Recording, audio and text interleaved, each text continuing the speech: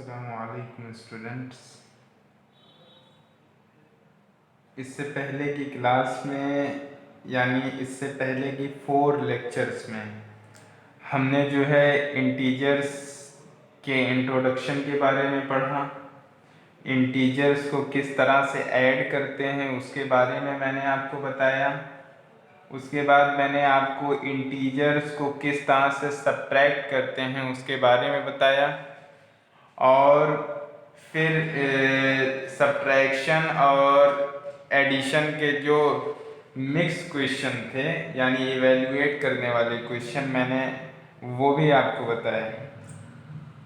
तो जिन बच्चों को आगे जो बच्चे आज का लेक्चर लेने जा रहे हैं एक बार पीछे उसको रिवाइज कर लेंगे। प्रीवियस आप रिवाइज करते रहेंगे तो इंशाल्लाह आगे की चीज़ें बहुत ही आसानी से समझ में आती रहेगी। कुछ चीज़ें ऐसी हैं अगर आपको नहीं समझ में आती हैं तो आपको बहुत ज़्यादा टेंशन लेने की ज़रूरत नहीं है। धीरे धीरे स्लोली ये प्रोसेस बहुत स्लो होता है, धीरे धीरे आपको समझ में आएगा। लेक्चर्स को बार बार रिपीट करके जितना आप देखेंगे, जितना सॉल्व करेंगे, उतना ही ज़्यादा वो चीज़ें आपको समझ में आती जाएंगी। आज जो चीज़ हम पढ़ने जा रहे हैं वो है मल्टीप्लिकेशन ऑफ इंटीजर्स, कि इंटीजर्स को किस तरह से मल्टीप्लाई किया जा सकता है। तो जैसा कि आप देख रहे हैं कि इसके जो है ये 3-4 केसेस हैं जो मैंने राइट किए हैं कि अगर पॉजिटिव इंटीजर्स को पॉजिटिव इंटीजर से मल्टीप्लाई किया जाए। ऐसा भी हो सकता है कि 2 पॉजिटिव इंटीजर हो मल्टीप्लाई किए जा रहे हों, 3 पॉजिटिव इंटीजर है मल्टीप्लाई किए जा रहे हों, 4 पॉजिटिव इंटीजर है मल्टीप्लाई किए जा रहे हों।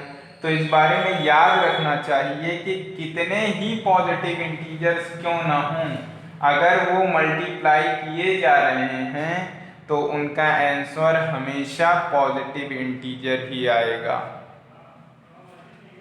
जैसे कि आज मैं आपको एक एग्जांपल दिखा रहा हूं।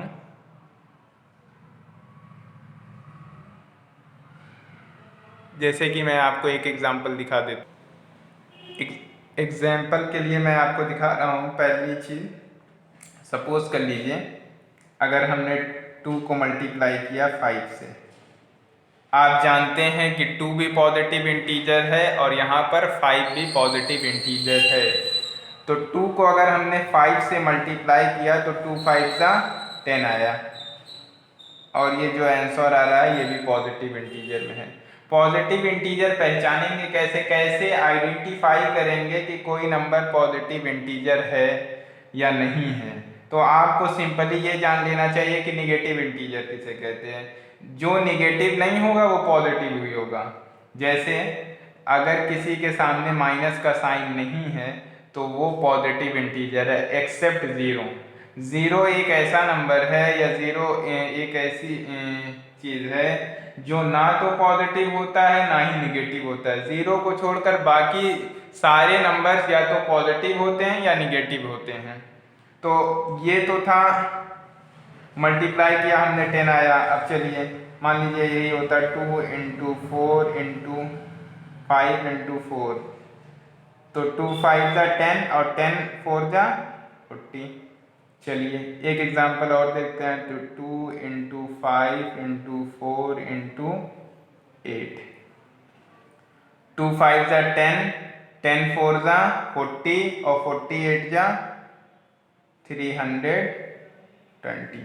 तो आप देख रहे हैं कि अगर हम 2 पॉजिटिव इंटीजर का मल्टीप्लाई करते हैं तो भी आंसर पॉजिटिव आता है। मोर देन 2 का मल्टीप्लाई करते हैं तो भी आंसर पॉजिटिव आता है। याद रखिए कि अगर 2 पॉजिटिव इंटीजर हो, 3 पॉजिटिव इंटीजर हो, 5 पॉजिटिव इंटीजर हो, 6 पॉजिटिव इंटीजर हो, 10 पॉजिटिव इंटीजर हो, अगर आप मल्टीप्लाई करते हैं तो उसका आंसर हमेशा और हमेशा पॉजिटिव इंटीजर ही आएगा। दूसरा एग्जांपल और दूसरा रूल जो है वो ये है। दूसरा रूल जैसा कि अभी आपने देखा होगा कि अगर 2 नेगेटिव इंटीजर को मल्टीप्लाई करते हैं तो पॉजिटिव इंटीजर आता है। जैसे -2 का मल्टीप्लाई -5 में करें तो देखिए माइनस का मल्टीप्लाई जब माइनस में होता है तो ये प्लस आ जाता है, 2 5 जा 10। तो याद रखिए कि अगर 2 निगेटिव इंटीजर का मल्टीप्लाई करेंगे, याद रखिए इस बात पे मैं इम्फेसाइज कर रहा हूं कि 2 ही होना चाहिए, यानी 2 निगेटिव इंटीजर होगा तो ही पॉजिटिव होगा। अगर 2 के जहां 3 निगेटिव इंटीजर हो जाएंगे तो ये रूल फॉलो नहीं करेगा, फिर वहां दूसरे रूल हमको देखने पड़ेंगे। तो जब 2 निगेटिव इंटीजर होता है और उसका मल्टीप्लाई करते हैं तो आंसर क्या आता है, पॉजिटिव इंटीजर आता है। जैसे मान लीजिए हम करते हैं -5 -6, तो देखिए माइनस माइनस प्लस और 5 6 जा 30। इसी तरह अगर हम करते हैं -8 -4, आंसर यहाँ भी पॉजिटिव आएगा और आएगा 32। लेकिन अगर मोर देन 2 हो जाए, 3 हो जाए, 4 हो जाए, 5 हो जाए तो क्या करेंगे, जैसे -2 आ जाता इंटू -5 इंटू -4 आ जाता। तो देखिए किस तरह से करते हैं। एक चीज़ मैंने आपको कुछ दिन पहले किसी क्लास में बताया था कि अगर प्लस का मल्टीप्लाई आप प्लस में करते हो तो आंसर आता है प्लस। अगर आप निगेटिव का मल्टीप्लाई निगेटिव में करते हो तो आंसर आता है निगेटिव। अगर आप प्लस का मल्टीप्लाई माइनस में करते हो तो आता है माइनस। अगर आप माइनस का मल्टीप्लाई प्लस में करते हो तो भी आता है माइनस, यहाँ प्लस होगा, सॉरी। तो अगर आप प्लस का मल्टीप्लाई प्लस में करते हैं तो पॉजिटिव आता है, निगेटिव का मल्टीप्लाई निगेटिव में आते हैं तो भी प्लस आता है। अगर प्लस और माइनस का मल्टीप्लाई होता है या माइनस और प्लस का मल्टीप्लाई होता है तो दोनों कंडीशन में निगेटिव आएगा। इसको सिंपल ऐसे समझ सकते हैं कि अगर दोनों साइन सेम है और आप मल्टीप्लाई कर रहे हो तो वहाँ पे आंसर पॉजिटिव आएगा, और अगर अपोजिट साइन का मल्टीप्लाई करोगे तो वहाँ पे साइन निगेटिव आएगा।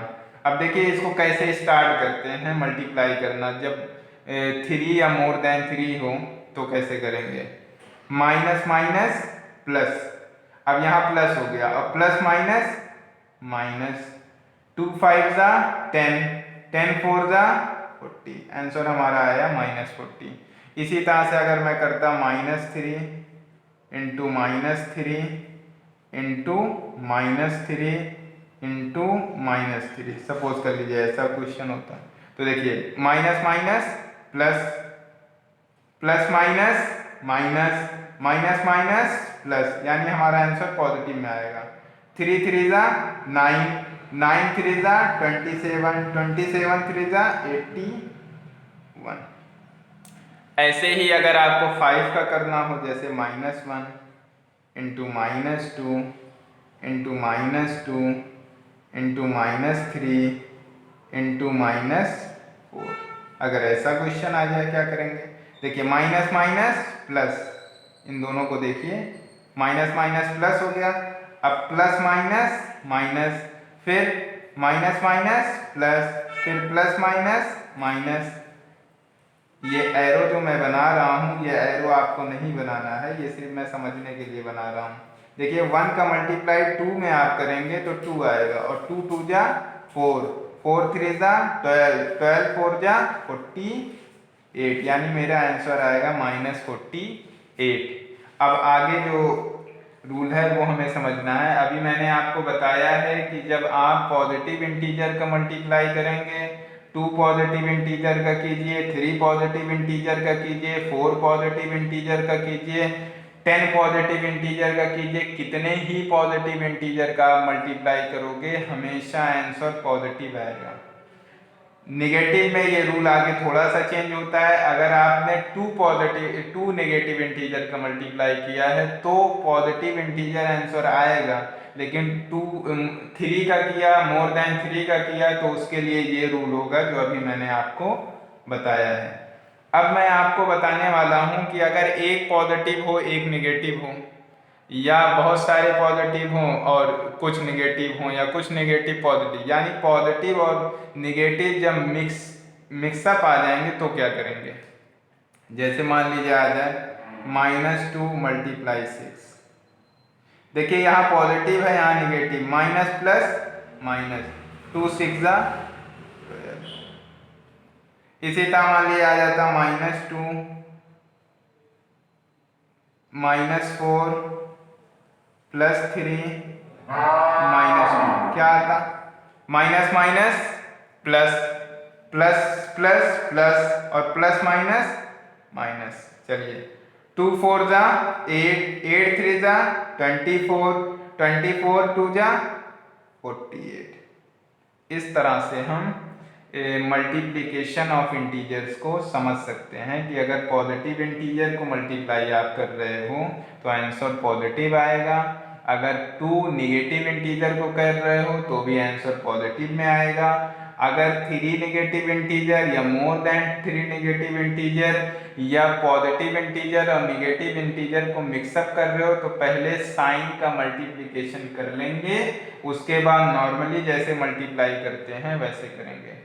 अब मैं आपको जीरो से मल्टीप्लिकेशन बताने वाला हूँ।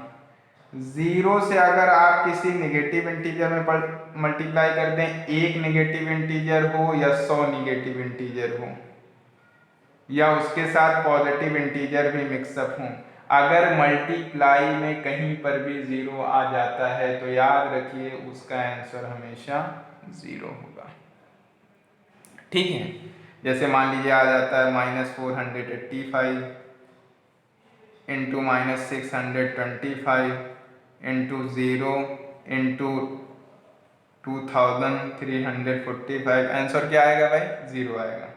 बहुत सारे बच्चे मल्टीप्लाई करना शुरू कर देते नहीं, मल्टीप्लाई में अगर कहीं पर भी जीरो आ जाता है, क्योंकि किसी भी नंबर को अगर आप जीरो से मल्टीप्लाई करते हैं तो उसका आंसर हमेशा और हमेशा जीरो ही होता है। आगे की क्लास में इंशाल्लाह मैं आपको डिवीज़न ऑफ इंटीजर्स बताऊंगा। आज के लिए बस इतना ही, थैंक यू।